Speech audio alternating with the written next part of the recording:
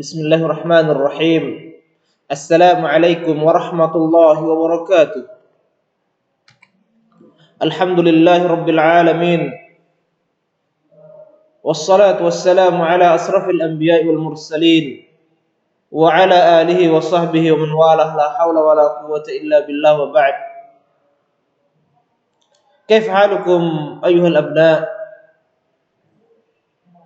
Bagaimana kabar kalian anak-anakku di kelas 5A, 5B dan 5C? Semoga Allah Subhanahu wa taala selalu memberikan kesehatan dan keafiatan untuk kita semua. Dan apabila ada di antara kita atau anak-anak kami yang saleh sakit, semoga Allah Subhanahu wa taala menyembuhkan antum dan kita semua.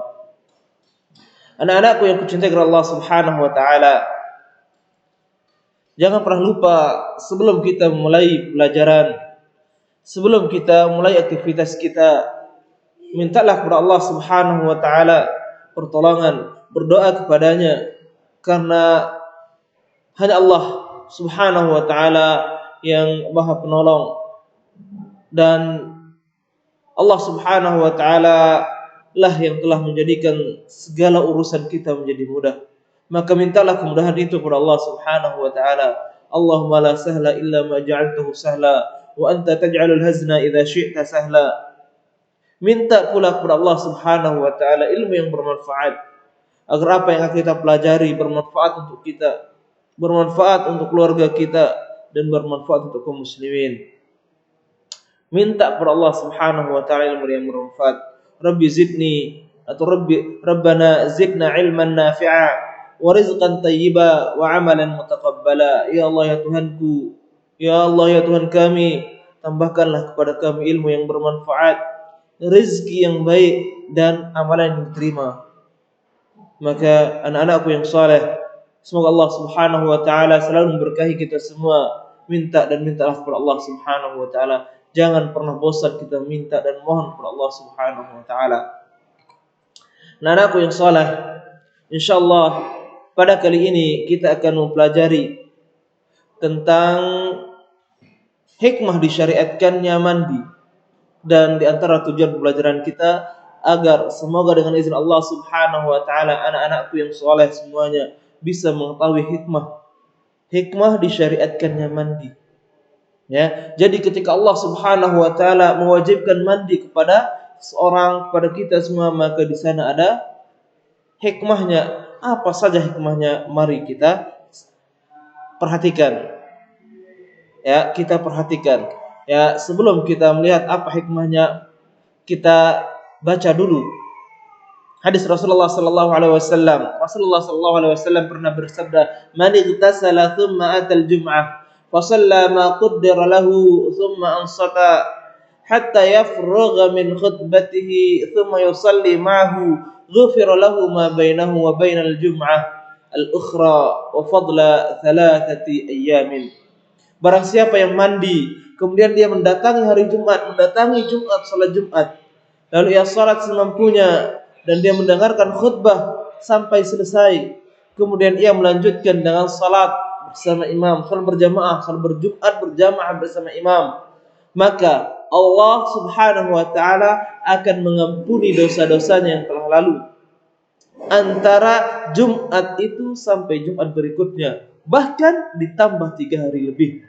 Jadi ini 10 hari dimaafkan, diampuni, digugurkan dosa-dosanya Allah Subhanahu wa taala, dengan syarat dia mandi, kemudian dia berangkat salat Jumat, kemudian dia salat berjamaah bersama imam, maka dia akan mendapatkan ampunan dari Allah Subhanahu wa taala. Yang menjadi syahidnya di sini adalah ada barang siapa yang mandi kemudian datang Jumat. Ya, jadi inilah keutamaannya. Kita mandi di hari Jumat memiliki keutamaan, akan mendapatkan ampunan di sisi Allah Subhanahu wa taala. Kemudian anak-anakku yang dicintai oleh Allah Subhanahu wa taala, apa saja hikmah-hikmah disyariatkannya mandi? Yang pertama, kita akan mendapat pahala di sisi Allah Subhanahu wa taala. Kok bisa Ustaz kita mandi kok dapat pahala? Iya. Karena agama Islam adalah agama yang bersih, Agama Islam adalah agama yang menjunjung tinggi kebersihan. Bahkan kebersihan itu sebagaimana disabdakan oleh Rasulullah SAW adalah sebagian dari iman. Rasulullah pernah bersabda, "At-tahuru syatrul iman." Kebersihan itu atau membersihkan diri itu sebagian daripada iman. Sebagian daripada iman. Makanya ketika kita mandi, maka kita akan mendapatkan pahala di sisi Allah Subhanahu wa taala. Kenapa? Karena kita menjaga kebersihan, dan kebersihan itu adalah bagian dari iman. Berarti kita melaksanakan keimanan, maka kita akan mendapatkan pahala di sisi Allah Subhanahu wa taala. Kemudian yang kedua, ya, dengan kita mandi, hikmahnya adalah akan kita mendapatkan kebersihan pada diri kita, kebersihan pada badan kita. Dan kalau badan kita bersih, maka Allah Subhanahu wa taala tentu akan memberikan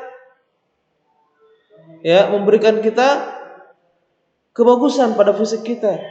Fisik kita jadi wangi, dan kita akan mendapatkan kesehatan pula dengan hidup bersih. Terlebih sekarang masa Covid seperti ini, pemerintah dan seluruh elemen masyarakat benar-benar menjaga kebersihan. Agar apa? Agar terhindar dari banyak musibah, banyak penyakit dan sebagainya.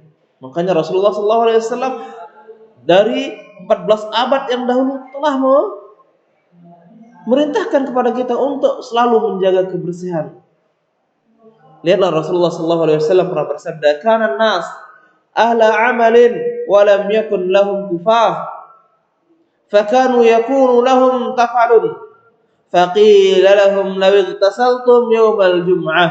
Dulu orang-orang, ya, dari para sahabat, mereka adalah orang-orang yang pekerja keras, orang yang bekerja di ladang, di sawah, ya. Mereka menjadi petani banyak, terlebih di Madinah saat itu. Mereka bekerja keras, bekerja di ladang mereka, yang tidak memiliki pelayan, dan ada sebagian sahabat yang tidak memiliki pelayan, sehingga mereka bekerja sendiri, sehingga tubuh mereka mengeluarkan bau yang tidak sedap, bau keringatnya. Biasa kalau orang sudah kerja keras, pasti akan keluar bau yang tidak sedap, keringat, karena banyak keringat bercucuran, maka keluar bau yang tidak sedap. Maka Rasulullah SAW, seandainya kalian mandi pada hari Jumat, ya, inilah satu perintah. Kalau kalian mandi pada hari Jumat, maka kalian akan mendapatkan kebersihan, dan bau-bau badan yang ada, bau yang tidak sedap di badan-badan kalian akan hilang dan diganti dengan aroma yang wangi, karena kita habis mandi.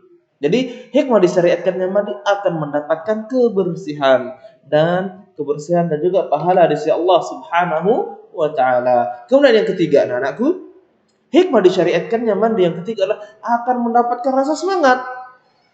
Biasanya kalau badan kita sudah lelah, letih, lesu, ya, karena suatu aktivitas dan sebagainya, kemudian kita mandi, maka setelah kita mandi, kita guyur badan kita, guyur kepala kita dan sebagainya dengan air, apalagi air yang dingin, akan timbul semangat, lebih bersemangat lagi kita.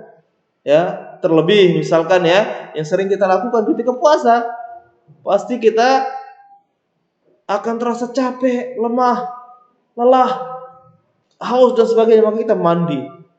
Setelah kita mandi, tentu badan kita akan terasa segar dan lebih semangat lagi. Inilah 3 hikmah disyariatkannya mandi.